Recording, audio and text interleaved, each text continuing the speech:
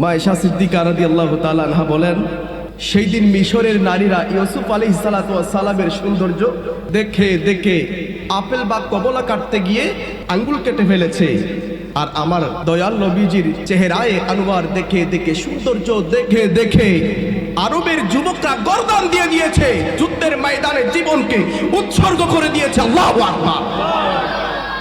সেজন্য শায়রে রাসূল হাসান বিন সাবিত রাদিয়াল্লাহু তাআলা আনহু মসজিদে নববীর আঙ্গিনায় দাঁড়িয়ে দাঁড়িয়ে আবার নবীর চেহারায় আনোয়ার দেখে দেখে সেই দিন পড়েছিলেন, ওয়া হাসানু মিন কালাম তারাকাতু আইনি ওয়া আজমালু মিন কালাম তালিদিন নিসাউ খুলিকতা মুবাররাআম মিন কুল্লি আইবিন কাআন্নাকা কদ খুলিকতা কামা তাশাউ।